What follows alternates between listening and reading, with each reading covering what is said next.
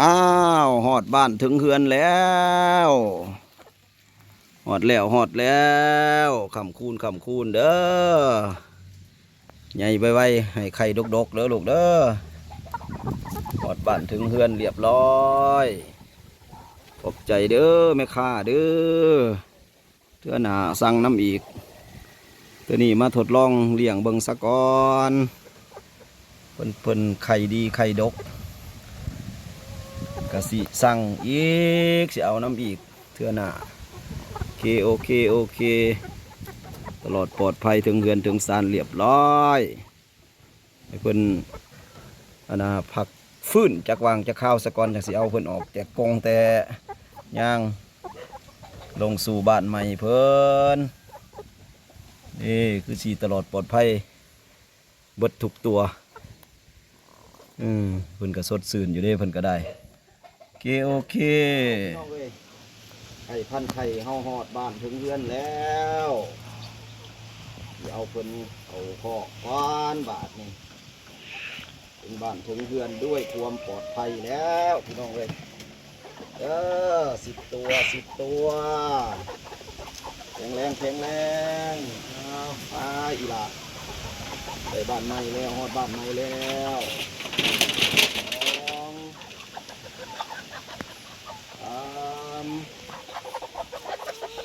เบิ่งสิเอากินน้ำหาเด้ออาหารยังบ่ทันพร้อมมื้อนี้ย่างก่อน6 7 8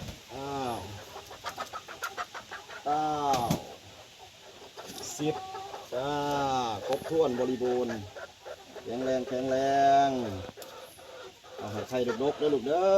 มันยังมีอยู่ไข่พันไข่สายพันธุ์ไฮบริดพี่น้องเลยตัวสวยๆงามๆอ้วน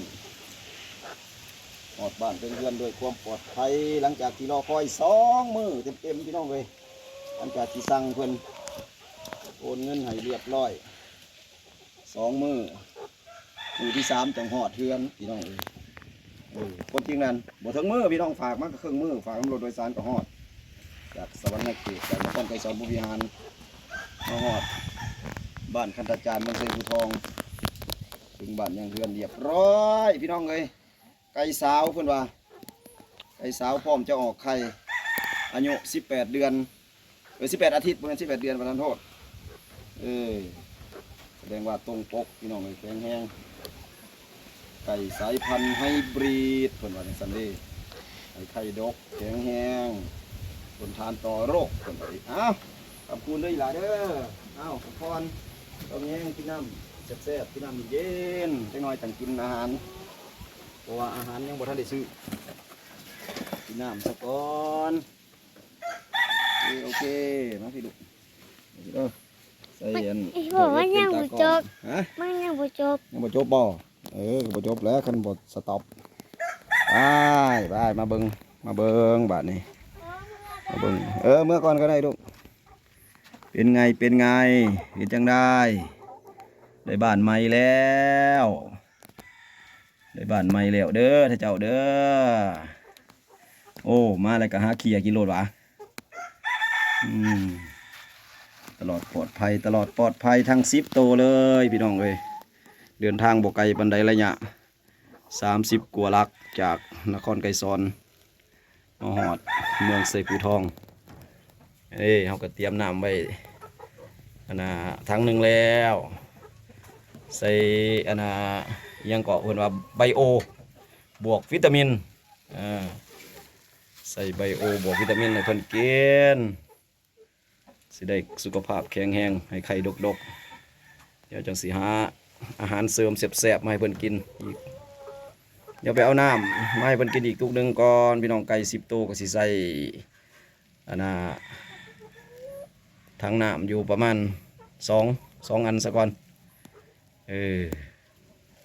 เอาพักผ่อนแบบสบายเด้อลูกเด้อแข็งแรงให้ไข่ดกคำคูณกันให้ไข่ดกแล้วสิเอาหมูมาเพิ่มอีก จะได้มีหมูลินหลายๆตัวนี้มา10 ตัวก่อนเป็นการทดสอบทดลองพี่น้องมือใหม่หัดเลี้ยงลองเบิ่ง10 ตัวซะก่อนก็คือสิอยู่กันแบบสบายๆพี่น้องเลยสำหรับเนื้อที่คอกนี่ก็ได้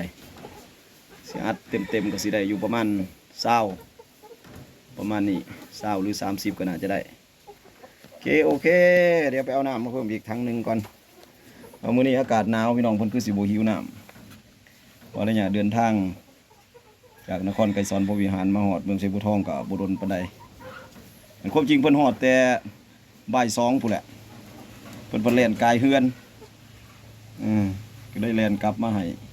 น้ำหลังโอเคคลิปนี้อัปเดตสมีสกอนติดตามเบิ่งเพิ่นจักมือจังสิออกไข่หลังจากเอามาแล้วเพิ่นสิตลอดปลอดภัยบ่หรือจังใดจังติดตามเบิ่งอีกคลิปต่อไปเด้อมือใหม่หัดเลี้ยงไก่ไข่พี่น้องสายพันธุ์ไฮบริดเพิ่นว่าจังซั่นเด้เป็นสายพันธุ์ที่ชาวกสิกรนิยมกันเลี้ยงหลายเพิ่นว่าจังซั่นเนาะสำหรับไก่สายพันธุ์นี้ไก่สายพันธุ์ไฮบริดถ่ายรูปเพิ่นก่อนมือใหม่หัดเลี้ยงก็จังซี่ล่ะพี่น้องเอ้ยโอเค